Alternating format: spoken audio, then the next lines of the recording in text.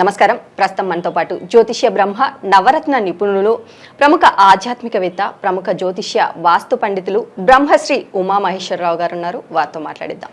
నమస్కారం గురువుగారు. ఆయుష్మాన్ భవ. గురువుగారు, జూలై నెలలో మరి కుంభరాశి వారికి ఎలా ఉండబోతుందో తెలియజేయండి. కుంభరాశి వారికి గత 3 నెలల నుంచి కూడా శుభదాయకమైన ఫలితములే పొందుతున్నారు.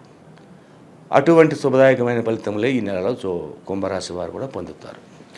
అంటే జన్మమందు శని భగవానుడే ఉన్నాడు. అంటే కుంభరాశిలోనే ఉన్నాడు. ఆ రాశి, ఆ స్థానము శనికి స్వస్థానమైంది, శుభదాయకమైన స్థానమైంది.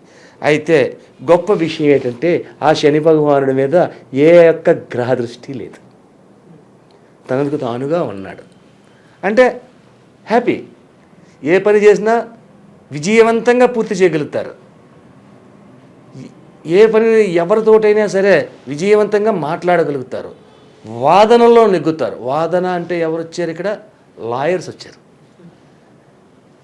తిమ్మిని బెమ్మిని చేయడంలో, బెమ్మిని తిమ్మిని చేయడంలోనూ కూడా వీళ్ళు మహా దిట్టాగా ఉంటారు. అనుకున్న పనిని సకాలములో ఏదైతే పని చేయాలనుకున్నారో, ఎంత సమయంలో చేయాలనుకున్నారో అంత సమయంలోనే పూర్తి చేయగలుగుతున్నారు. అలాగే బంధుమిత్రాదులతోటి నవ్వుతూ, చాలా నవ్వుతూ, అందంగా మాట్లాడుతూ వారి దగ్గర నుంచి వీళ్ళకి కావలసిన పనిని చాలా సునాయాసంగా చేయించేసుకుంటారు. వీళ్ళు చేయరు, వాళ్ళు చేత చేస్తుంటారు. బంధుమిత్రాదులతోటి నవ్వుతూనే ఉంటారు. వీళ్ళు ఎప్పుడు నవ్వుపోతాం ఎక్కడికన్నా. అయితే వీరికి విశేషం ఏంటంటే కోపదాయకమైన స్థితిని ఎక్కువగా కలిగిస్తుంది. ఇక్కడ కోపదాయకమైన స్థితిని అంటే ఎప్పుడైతే కోపానికి గురైపోతారో వాచా విధానం దెబ్బతింటుంది, మాట్లాడే విధానం దెబ్బతింటుంది. ఎప్పుడైతే దెబ్బతిందో ఎదుటి వాళ్ళ దృష్టిలో ఏమైపోతారు? చులకనవుతారు. అది రాకుండా చూసుకోవాలి. కుంభరాశి వారికి ఉన్న అన్ని రంగాల్లోనే బాగానే ఉంది. భార్యాభర్తలు ఇరువురు కూడా గొడవలు పడుతున్నారా అంటే కొద్దిగా ఉన్నా, కలహములు ఉన్నా కూడా దాన్ని పెంచుకోకుండా ఉంటే సరిపోద్ది. అలాగే కోర్టు వ్యవహారములైనటువంటి ఏదైతే ఉన్నాయో కుంభరాశి వాళ్ళకి, ఆ కోర్టు వ్యవహారములన్నీ కూడా తొలగి ఆనందకరమైన వార్తలు వినడం అనేది జరుగుతుంది. అలాగే విద్యార్థులకు విదేశ గమనాలు చేద్దామన్నట్టు చేయండి, పనులు అవుతాయి. ఆగిపోవడం అనేది లేదు. అనుకున్న పనిని సాధించగలుగుతున్నారు. అలాగే పోలీసు రంగాన్ని తీసుకుంది. ఇక్కడ పోలీసు రంగం వారికి ప్రమోషన్స్, ఇంక్రిమెంట్స్, ట్రాన్స్ఫర్స్లు ఉన్నాయి. ఇదేంటండి ప్రమోషన్స్, ఇంక్రిమెంట్స్ ఆషాఢ మాసంలో ఉండవు కదా, మరి ఇక్కడ ఎందుకు వచ్చాయి? ఒక్క పోలీసు రంగం వారికి వస్తుంది. కొన్ని సందర్భాల్లో ఒక నక్సలైట్ అరెస్ట్ చేశాడు, ఒక టెర్రరిస్ట్ని పట్టుకున్నాడు. ముందు ఎమర్జెన్సీ చేయాలి, ఎవడో చేయలేంది. నువ్వు అలా కాకుండా నువ్వు ఐటీలో ఉండో లేదంటే సాఫ్ట్వేర్లో ఉండో ప్రమోషన్ అనేది రాదు. పోలీసు రంగానికే వస్తుంది ప్రమోషన్ ఈ యొక్క మాసంలో కంపల్సరీ. వాళ్ళు చేస్తున్నకి వెంటనే ఇవ్వాలి, ఆలస్యం చేయడానికి లేదు, మళ్ళీ నిలద్దాలే అనడానికి లేదు, వెంటనే చేసేయాలి. కాబట్టి ఈ యొక్క పోలీసు వారికి మాత్రం శుభదాయకమైన ఫలితాలు పొందుతున్నారు. అంటే పెద్దవారి చేత మంచి పొగడ్తలు పొందడము, ఇంకా ఏదైనా లాభదాయకమైన ఫలితాలు పొందడం అనేది పోలీసు వారికి వస్తుంది. సరే, ఆ రంగానికి అలాగే ఉంది. లాయర్లు బాగున్నారని ఇందాక అనుకున్నాము. అంటే వాదన చేసినలో శుభదాయకమైన వాదనలు వస్తున్నాయి. విద్యార్థులు కూడా బాగానే ఉంది, అన్నీ బాగానే ఉన్నాయి. అయితే ఈ యొక్క కుంభరాశి వారు చేయవలసిన పరిహారములు ఏమిటి? కుంభరాశి వారు చేయవలసిన పరిహారములు ఏంటంటే గుమ్మడికాయతోటి, లేకపోతే ఒక గుమ్మడి మొక్క కానీ, గుమ్మడికాయ కానీ, చిన్న గుమ్మడికాయ కానీ తీసుకొని, సూర్యుడి గుమ్మడికాయ అంటారు, కూర గుమ్మడికాయ అంటారు, ఆ కూర గుమ్మడికాయ మీద కొద్దిగా ధనం ఎంతో కొంత పెట్టి, 2 తమలపాకులు పెట్టి, 2 తమలపాకుల్లోనే ఒక ధనం పెట్టి, ఆ గుమ్మడికాయని ఒక ధర్మకోల ప్లేట్లో పెట్టి, దాంట్లోని శుభ్రంగా బియ్యం పోయినంతగానే నక్కలేదు. చంద్ర విధానం అంటే బహుళ ఏకాదశి సోమవారం అయింది కాబట్టి ఇక్కడ ఏకాదశి సోమవారం, బహుళ ఏకాదశి సోమవారం అంటే ఈశ్వరుడికి ఎక్కువ ప్రాముఖ్యత ఉంది.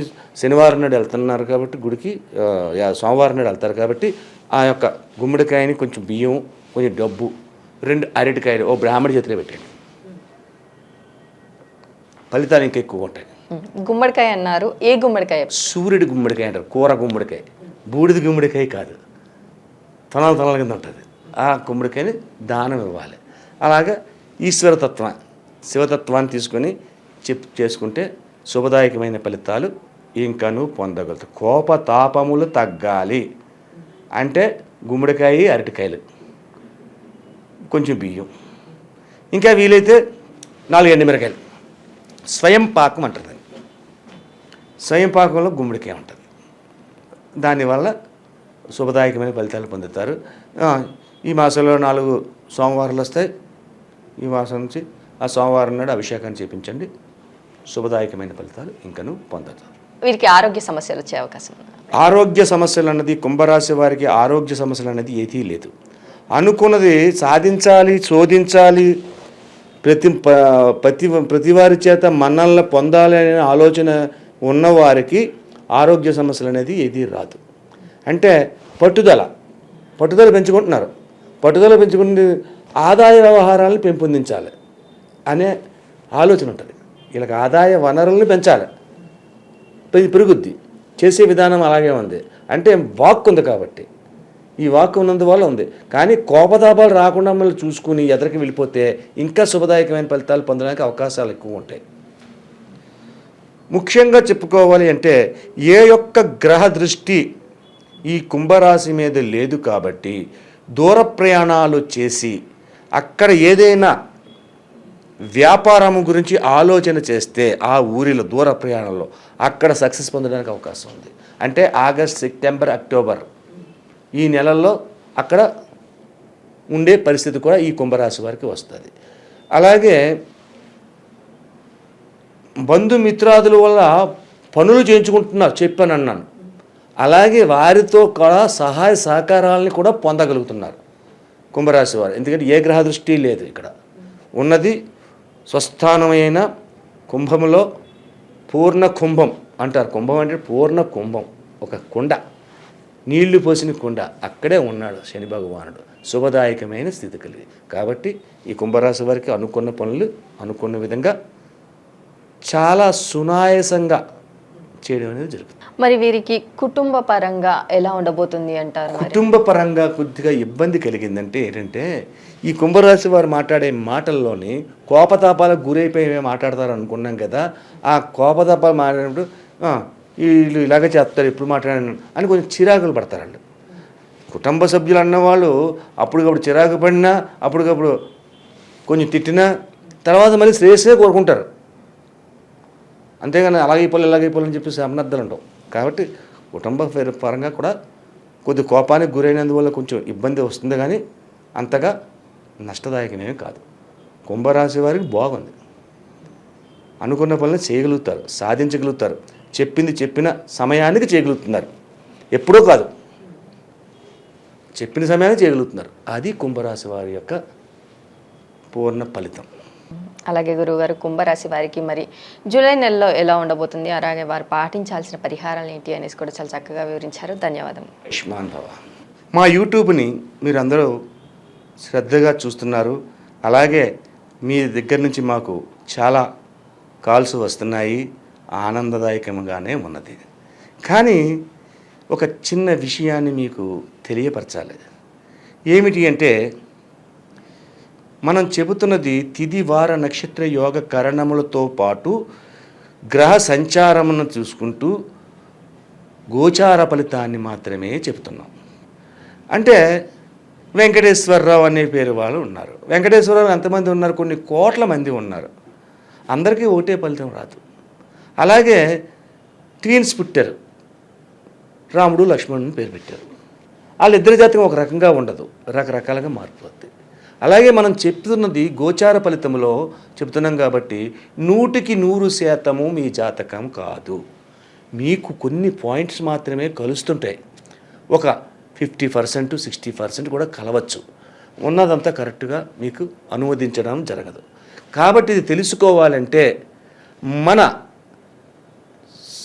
స్వజాతకము అంటే ఏ తిథి వార నక్షత్ర యోగకరణాల్లో పుట్టాము, ఏ నక్షత్రంలో పుట్టాము, అటువంటి సమయంలో పుట్టాము, దీని వలన జరుగుతున్న గ్రహబలం ఏంటి అన్నది. అంటే ఇక్కడ మనం చెప్పుకోనిది ఒక్క గోచార చక్రాన్ని మాత్రమే చూసి చెప్తున్నాం. అదే నీ జాతకాన్ని చెప్పాలి అంటే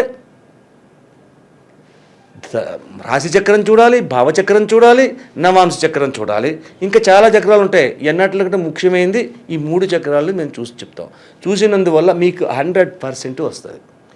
దాంతోపాటు మీ ముఖ కవళికలు, మీ ముఖ వర్చస్సు, మీ యొక్క చేతి రేఖలు, మీ యొక్క నాడి, ఇటువంటివన్నీ తెలుసుకుంటే 100% తెలుసుకుని శుభయోగమైన ఫలితాలు పొందుతారు.